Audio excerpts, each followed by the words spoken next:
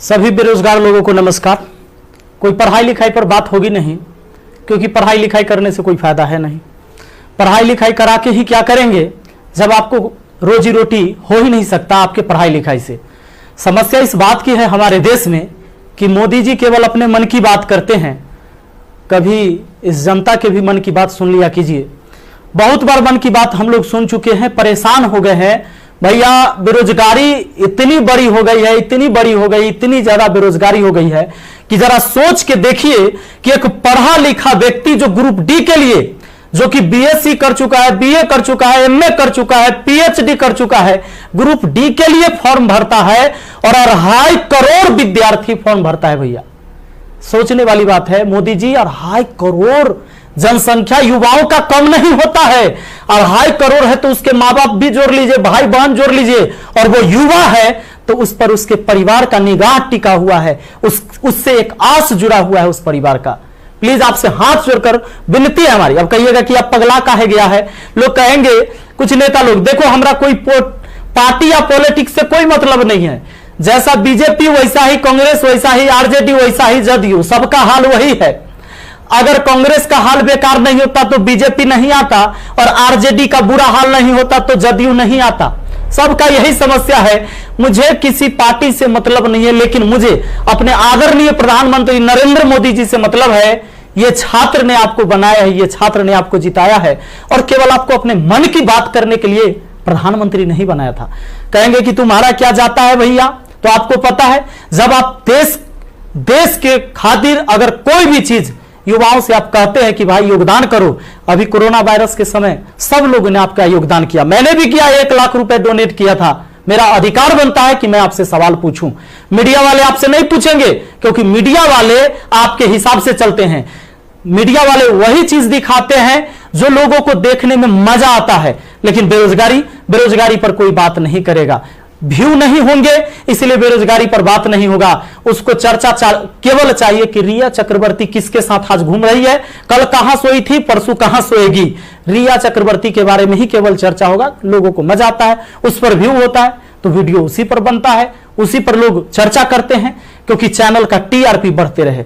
और ये मजबूरी है हमारी कि एजुकेशन चैनल वाले अब पढ़ाई न करवा के ये सब चीजें पर उतर गए हैं। मैं आपको आज बहुत सारी बातें बताने वाला हूं, करने वाला हूं। जो भी लोग हैं जिनको परेशानी हो, क्षमा चाहते हैं। अब परेशानी हुई है तो क्या कर लीजिएगा, हमको इतना ही कर दीजिएगा। कभी गोली मार देगा कोई तो याद रखिएगा, इतिहास जब लिखा जाएगा तो मरने वालों में लिखा जाएगा, भागने वाले और बिकने वालों में नहीं होगा। सीधी सी बात है। अब ये बेरोजगारी की आलम यह है भैया कि अब आपको बता देते हैं, पढ़े लिखे लोग 2.5 करोड़ स्टूडेंट जो रेलवे का फॉर्म भरता है, जिसमें 500 रुपए सरकार लेती है। इस तरह से टोटल 12.5 अरब होता है रुपया, यानी कि 12 अरब 50 करोड़। बात समझ में आ रहा है? हमें समझ में आ रहा है, क्योंकि मैथ का मैं टीचर हूं तो मुझे समझ में आता है। हमारा गांव में 5 रुपए ब्याज चलता है मोदी जी, 5 रुपए सैकड़ा महीना का ब्याज चलता है। 3 रुपए मान लेते हैं कि मोटा रकम है तो 3 रुपए। अब 3 रुपए से हमने निकाला 3% से महीना का, क्योंकि महीना में ब्याज चलता है गांव में, तो इस तरह से 12 महीना में 12 36% हुआ, 2 साल में 72% हुआ, और ये 12.5 अरब का जो ब्याज हुआ वो 9 अरब हुआ। 2 साल आप लटका दिए रेलवे वाला फॉर्म भरवा के लड़का सबको 500 रुपया लेके। अब आप कहिएगा कि एग्जाम के बाद तो हम पैसा लौटा देते हैं, लेकिन बात यहां यह है कि पैसा तो आप लौटा दीजिएगा, 100 रुपया रख लीजिएगा, 400 लौटा दीजिएगा, लेकिन 2 साल में आपने बिजनेस कर लिया है 9 अरब का। भैया बहुत होता है 9 अरब, कोई साधारण बात नहीं है। अब देख लीजिए, आप कहेंगे कि इतना बकर बकर कर रहे हैं, भाई गरीब आदमी है। जब मेरे अकाउंट में केवल 1,23,000 रुपया था ना, तो 1 लाख रुपए हम पीएम केयर फंड में दिए थे। काहे जानते हैं कि कोरोना से लड़ाई लड़िएगा ना, तो कोरोना से लड़ाई लड़िएगा तो देश हित में ही पैसा जाएगा।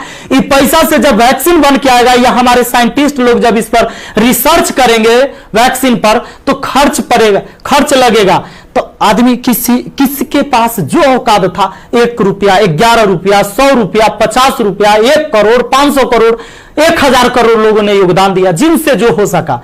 पूरा देश आपके साथ खड़ा था। आपके साथ खड़ा था। और याद रखिएगा कि ये युवा बेरोजगार रहेगा तो आपके विरुद्ध खड़ा होगा, भैया तख्ता पलट जाएगा। ये बात पक्का सुन लीजिए, कहा कि आज हम दिल से बात कर रहे, दिल से बात किए थे तब ना मदद किए थे। अब देख लीजिए 30 मार्च को मैंने योगदान दिया था 1 करोड़ रुपए, हमारा तब पागलपन चढ़ल था। हम तो अपन गलती का पश्चाताप जूता से मार के करते हैं, लेकिन याद रखिएगा कि जूता उस नेता को भी पड़ेगा जो वोट मांगने आएगा हमारे यहां। याद रखिएगा, ये पूरा देश में अब बवाल होने वाला है। अगर सही टाइम से एग्जाम नहीं लीजिएगा, युवाओं को रोजगार नहीं मिलेगा, तब आपके मन की बात नहीं होगी हमेशा, ये जनता के भी मन की बात होनी चाहिए। यहां पर आप नहीं, आपको पता चले तो जिन लोगों को बुरा लगता होगा सर्च कर लीजिएगा, प्रधानमंत्री राहत कोष में 1 लाख रुपए का योगदान दिया, मैथ मस्ती लिखिएगा, ये लाइन लिखिएगा, मैथ मस्ती लिखिएगा, जरूर आ जाएगा, आपको पता चल जाएगा। हमारा घर भी करकट का है और फिर भी अकाउंट में 1,23,000 था, 1 लाख रुपया डोनेट किए थे ताकि हमारे देश में खुशहाली आए और इस कोरोना वायरस से हमारा देश लड़े। ए भाई, वो बच्चा के पैसा दिया हुआ है, जो हम पढ़ाते हैं ना, वो वीडियो देखता है ना, वो व्यू होता है, उसे पैसा आता है, वो पैसा हम आपको दिए थे, पाप लगेगा ना। तो तनी ध्यान दीजिए यहां पर। ये देखिए, कहते हैं कथी कि स्थानीय खिलौने बनाकर आत्मनिर्भर भारत बनाइए। खिलौना तो हम बनल है, जैसे मन होता है आप खेल रहे हैं, जो आप कह रहे हैं लोग वही कर रहा है। अब हम कौन खिलौना बने? खिलौना तो जनता बन चुका है आप लोगों का। यह हमारे मोदी जी थे, ये हमारे नीतीश बाबू हैं। इनका चाल सुनिएगा, इनका चाल क्या है।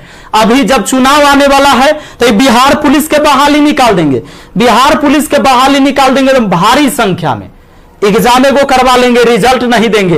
अब एग्जाम दे के लड़का फसल है कि अगर नीतीश जी नहीं आते हैं तो फिर आगे रिजल्ट नहीं आएगा, कोई ना कोई बवाल। चूंकि बिहार में कोई एग्जाम जो है ये ना है कि साफ सुथरा से हो।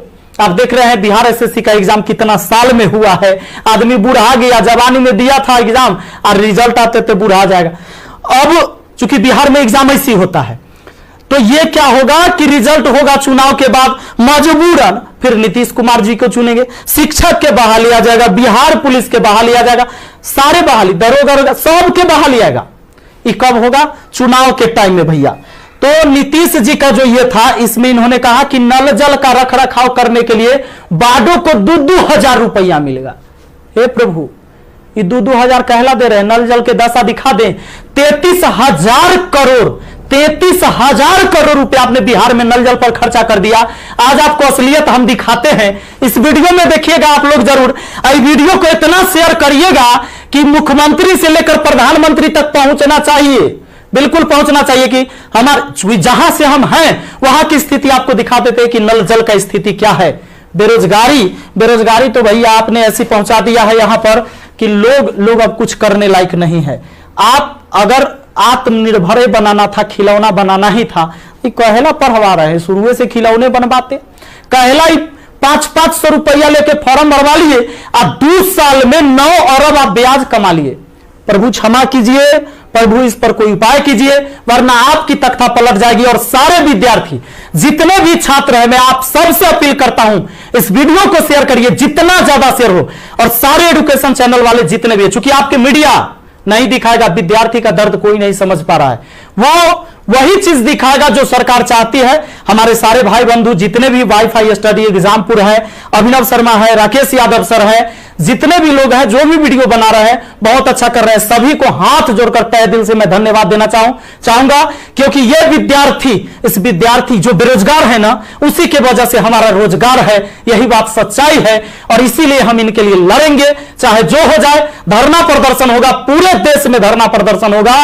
और जहां ये 2.5 करोड़ विद्यार्थी सड़क पर उतर गया तो सुन लीजिए, ये बिहार से लेकर दिल्ली तक हिलेगा, ये बात निश्चित है। एक साथ हम हैं, सबके साथ है। सारे छात्र आंदोलन करने के लिए तैयार रहिए। एसएससी टाइम से एग्जाम नहीं लेती है। एक तो आप वैकेंसी ही कम निकालते हैं, अब वैकेंसी कम निकालते हैं तो जो निकालते हो ओकर तक कम से कम एग्जाम ले लीजिए, सही से रिजल्ट ले लीजिए, सही से रिजल्ट दीजिए और एग्जाम सही से ले लीजिए, टाइम से ले लीजिए। एक शेड्यूल बना दीजिए, जैसे मैट्रिक का एग्जाम होता है, 12th का एग्जाम होता है कि इस महीने में होगा, इस महीने में रिजल्ट होगा। उसी तरह एसएससी का भी एग्जाम होना चाहिए, रेलवे का भी एग्जाम होना चाहिए। आपको जितने सीट पर लेना है, लेकिन इसका एक टाइम फिक्स होना चाहिए। कितने इस महीने में एग्जाम होगा, इस महीने में रिजल्ट आएगा, इस महीने तक ज्वाइनिंग होगा, ताकि अंधेरे में लोग ना जिए। हे प्रभु, ये पाप लगेगा अगर इस युवाओं के साथ गरीब के बच्चा ना जनरल कंपटीशन की तैयारी करता है, आर्मी की तैयारी करता है, गरीब के बच्चा जाता है। कम से कम एकरा साथ इतना अन्याय न कीजिए। ये पाप का घड़ा भर चुका है, मैंने अपने सर पर जूता मारा है। अगर वोट मांगने मेरे एरिया में आइएगा, हम जूता मारेंगे आप लोग को, ये बात पक्का कह देते हैं। आई वीडियो शेयर होना चाहिए आप सबको इस बात के लिए मैं कहना चाहूंगा कि आप शेयर करिए, इस वीडियो को पहुंचाइए, जहां तक हो सके इसको पहुंचना चाहिए। और हर व्यक्ति आपसे हाथ जोड़कर विनती है कि हल्ला बोल ये नारा लगाइए और सब लोग पहुंचाइए, सब लोग वीडियो बनाइए, जितने भी एजुकेशन से जुड़े हुए हैं। क्योंकि कोई मीडिया वाला आपको दिखाने वाला ये नहीं है। और बस यही बात कहना चाहेंगे और जल्दी आग के तरह इस वीडियो को फैलाइए। और ज्यादा कुछ नहीं बोलेंगे। बेरोजगारी इतना बढ़ गया है कि आप सब कुछ समझ ही रहे हैं।